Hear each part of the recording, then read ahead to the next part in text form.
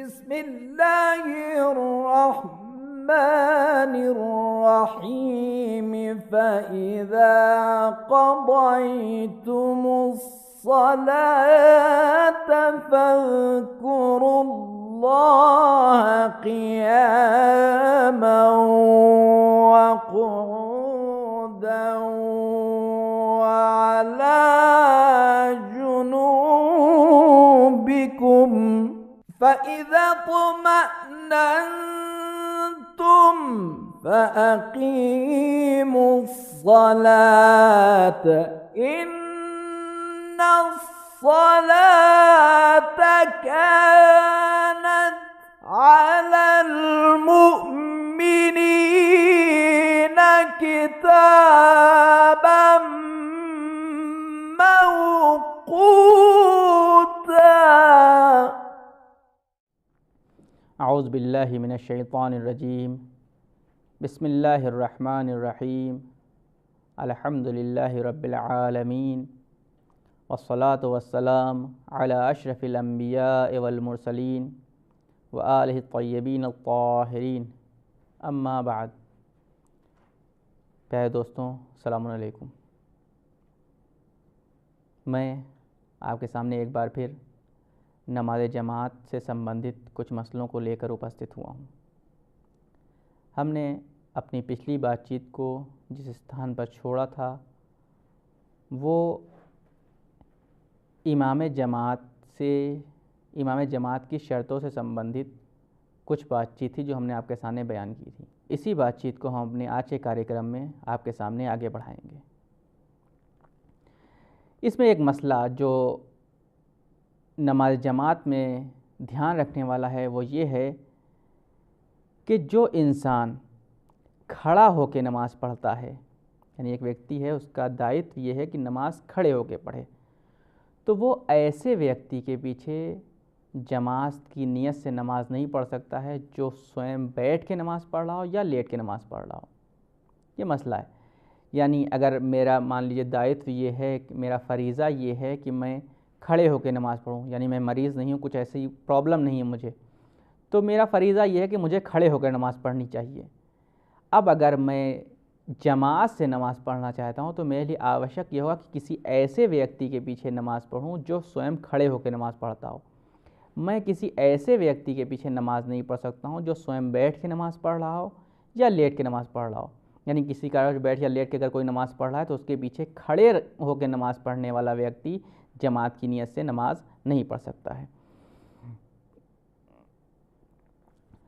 उसके बाद एक मसला कि अगर इमाम जमात किसी कारणवश वज़ू के बदले तयम्मुम या गुस्ल के बदले तयम्मुम या वज़ू जबीरा आदि करके नमाज़ पढ़ रहा है तो क्या उसके पीछे एक आम व्यक्ति जो वज़ू किए हुए है या गुस्ल किए हुए है उसके पीछे नमाज़ पढ़ सकता है या नहीं? यानी इमाम जमात की स्थिति क्या है? इमाम जमात की स्थिति ये है कि वो तयम्मुम किए हुए या वज़ू जबीरा किए हुए, यानी ना आम वज़ू किए हुए ना गुस्ल की स्थिति में है, इस प्रकार नहीं है। तो अब एक आम व्यक्ति जो वज़ू या गुस्ल की स्थिति में है, क्या वो उसके पीछे नमाज़ पढ़ सकता है? तो हमारे फ़ुक़हा ये कहते हैं कि हाँ, ऐसी सूरत में इंसान ऐसे इमाम के पीछे नमाज़ पढ़ सकता है। ऐसी जमात में कोई आपत्ति नहीं आएगी, कोई मुश्किल पेश नहीं आएगी। उसके बाद जो मसला पेश आता है कि अगर कभी ऐसा हो जाए कि जो इमाम जमात है यानी जो नमाज़ पढ़ाने वाला है किसी कारणवश नजिस लिबास में नमाज़ पढ़ रहा है, यानी कोई ऐसा कारण पेश आ गया जिसकी वजह से ये इमाम जो है उसका वस्त्र जो है नजिस है और उसी नजिस वस्त्र में नमाज़ पढ़ रहा है, तो क्या एक व्यक्ति ऐसे इमाम के पीछे नमाज़ पढ़ सकता है? नहीं पढ़ सकता है। तो यहाँ पर हमारे फ़ुक़हा ये कहते हैं कि एहतियात वाजिब ये है कि एक आम व्यक्ति को जो पवित्र वस्त्रों के साथ नमाज़ पढ़ रहा है उसको ऐसे इमाम के पीछे जो किसी कारणवश नजिस वस्त्रों में नमाज़ पढ़ रहा है उसके पीछे जमात से नमाज़ नहीं पढ़ना चाहिए। लेकिन यहाँ पर आयतुल्लाह सिस्तानी का फतवा थोड़ा सा भिन्न है। वो ये कहते हैं कि ऐसे में भी कोई आपत्ति नहीं है, कोई मुश्किल नहीं है। यानी एक आम व्यक्ति जो पवित्र वस्त्रों में नमाज़ पढ़ रहा है वो किसी ऐसे इमाम के पीछे भी नमाज़ पढ़ सकता है जो किसी कारणवश नजिस वस्त्रों में नमाज़ पढ़ रहा था। ये वो चीज़ें हुई जो ध्यान रखनी ये वो चीज़ें थी जो ध्यान रखी जाना चाहिए। उसके बाद एक मसला जो पूछा जाता है वो ये है कि कभी कभी ऐसा होता है कि जो मामूम है, यानी जो पीछे खड़े होकर नमाज़ पढ़ना चाहता है, वो उसकी क़राअत और उसका लहजा अरबी एतबार से, अरबी आधार पर ज़्यादा अच्छा है उस इमाम से जो नमाज़ पढ़ा रहा है। तो क्या ऐसे व्यक्ति को जो स्वयं अच्छी क़राअत जानता है उसको उस इमाम के पीछे नमाज़ पढ़ना चाहिए जिसकी क़राअत उससे अच्छी नहीं है? तो यहाँ पर हमारे फ़ुक़हा कहते हैं कि इसमें कोई आपत्ति नहीं है, वो उसके पीछे नमाज़ पढ़ सकता है। तो यहाँ पर ये वो चीज़ें थीं जो हमने आपके सामने बताई नमाज जमात से संबंधित। अब अगर हम एक चार्ट की सूरत में या एक सारांश के तौर पर बताना चाहें कि कौन सी नमाज जमात किस स्थिति में कैसे पढ़ी जा सकती है, तो इस प्रकार हो सकती है। यानी नमाज जमात और नमाज़ों की स्थिति इस प्रकार से हो सकती है। सबसे पहली स्थिति ये है कि जो इमाम जमात है वो यौमिया यानी रोज़ाना की नमाज़ों की अदा नमाज़ पढ़ रहा है, और उसके पीछे जो मामूम है वो भी यौमिया नमाज़ों की अदा नमाज़ें पढ़ रहा है। तो क्या इस स्थिति में अदल बदल बदला हो सकता है या नहीं हो सकता है?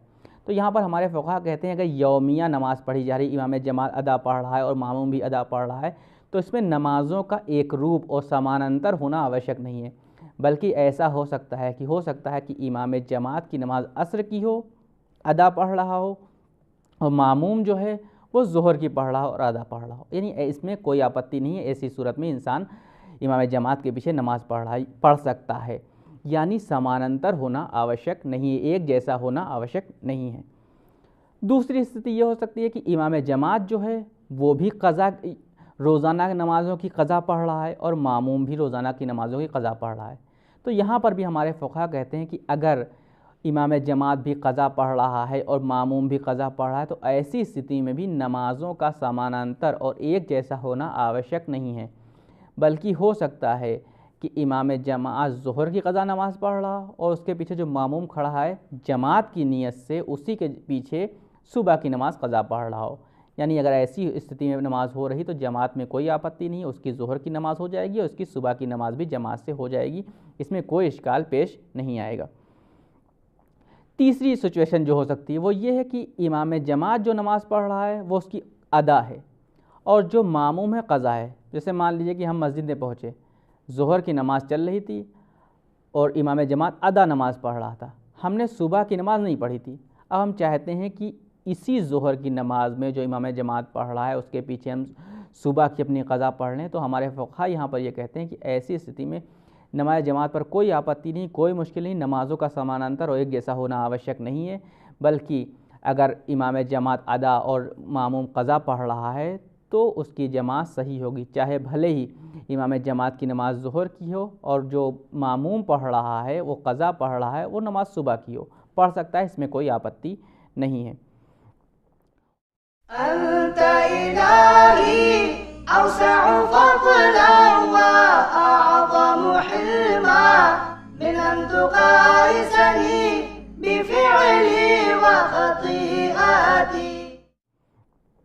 उसके बाद जो स्थिति पेश आती है, जो हो सकती है स्थिति, वो ये है कि ख़ुद इमाम जमात जो पढ़ रहा है वो क़ज़ा नमाज थी और जो मामूम पढ़ना चाहता है वो अदा है।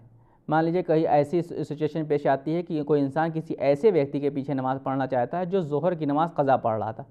अब वो चाहता है कि उसके पीछे वो अपनी ज़ोहर की नमाज़ अदा यानी जो अभी चल रही है वो पढ़ ले। तो इस ऐसी सिचुएशन में भी हमारे फ़ुक़हा ये कहते हैं कि ऐसी स्थिति में भी नमाज जमात पर कोई आपत्ति नहीं आएगी, नमाज जमात ऐसी स्थिति में भी उसके पीछे पढ़ सकता है और नमाज जमात सही होगी।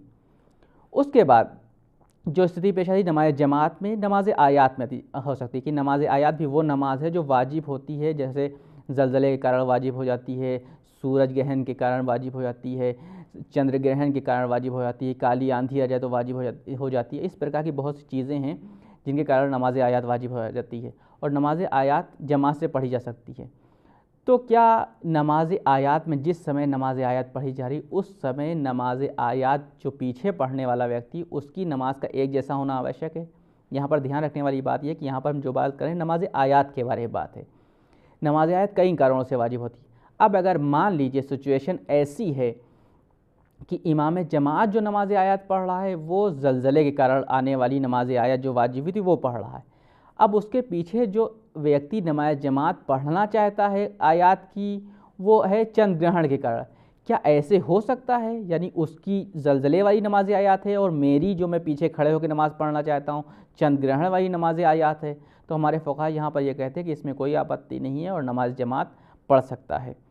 उसके बाद एक और सिचुएशन जो हो सकती है नमाज जमात की स्थिति में, वो ये है कि जो इमाम जमात है उसकी नमाज कसर है और जो मामूम है उसकी नमाज पूरी है। तो क्या एक मामूम जो पूरी नमाज़ पढ़ रहा है एक ऐसे व्यक्ति के पीछे नमाज़ पढ़ सकता है जिसकी नमाज़ कसर हो? तो हमारे फ़ुक़हा कहते हैं कि इसमें कोई हर्ज नहीं है, लेकिन मकरूह है, इंसान को नहीं पढ़ना चाहिए। कि यानी कोई ऐसा व्यक्ति जिसकी नमाज़ पूरी हो उसके लिए ऐसे व्यक्ति के पीछे नमाज़ पढ़ना जिसकी नमाज़ कसर हो मकरूह है, और इसके जस्ट उलट भी मकरूह है। तो ये वो चीज़ें थीं जो नमाज में विभिन्न प्रकार की स्थितियां पेश आ सकती थी, यानी इमाम जमात कैसा हो सकता है और मामूम की इनकी स्थिति क्या हो सकती है, जो हमने आपके सामने बयान की। उसके बाद जो नमाज जमात से संबंधित मसले हमारे सामने पेश आ सकते हैं वो ये है कि अगर इमाम जमात अपनी यौमिया ही क़ज़ा नमाज पढ़ रहा है और उसके पीछे कोई इंसान अपनी दूसरी नमाज पढ़ना चाहता है, जैसे कि हमने आपके सामने बताया कि मसलन उसकी क़ज़ा नमाज थी ज़ोहर की, अब हम पहुँचे उसके पीछे जाके हम मगरिब की क़ज़ा नमाज या मगरिब की अदा नमाज पढ़ना चाहते हैं, तो हमारे लिए मसला क्या होगा?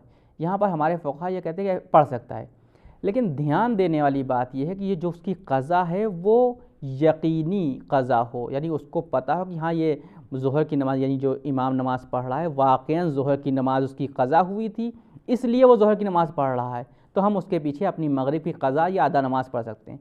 लेकिन अगर हमको ये लगा कि ये जो इमाम नमाज़ पढ़ रहा है ज़ोहर की क़ज़ा वो एहतियातन पढ़ रहा है, कि उस एहतियातन उसने नमाज ज़ोहर की क़ज़ा पढ़ रहा है, तो अगर वो एहतियातन क़ज़ा पढ़ रहा है तो मैं अपनी यकीनी क़ज़ा को उसके पीछे नहीं पढ़ सकता हूँ जमात से।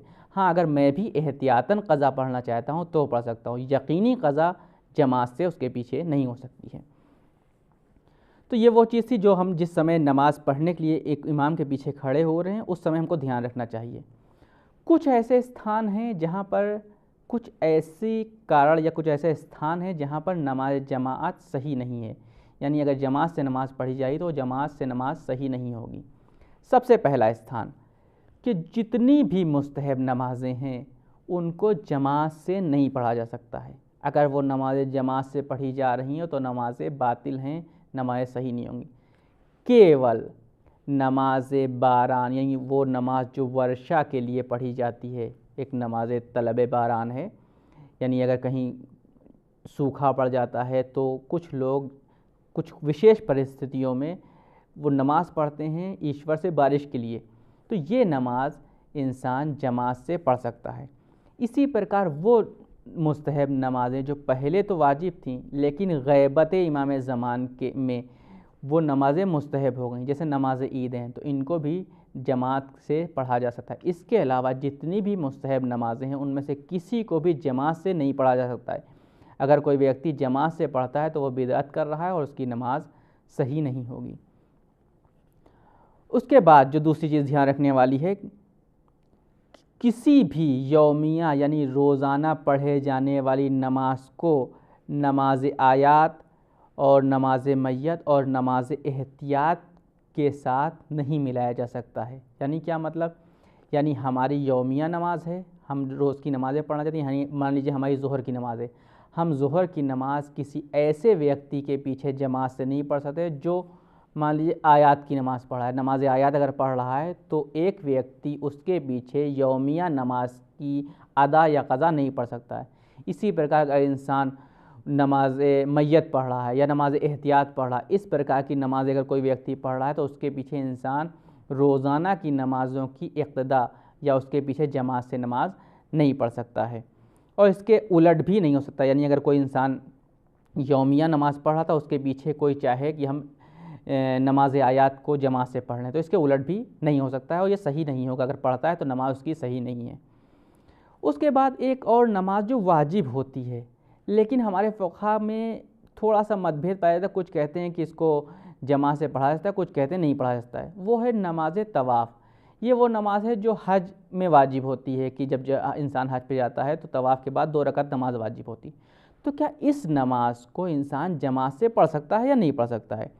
तो यहाँ पर आयतुल्लाह सीसानी ये कहते हैं कि इस नमाज की शरई हैसियत के यानी जमाअत के शरई हैसियत के बारे में कोई साबित कथन नहीं पाया जाता है, यानी इसको जमात से नहीं पढ़ा जा सकता है।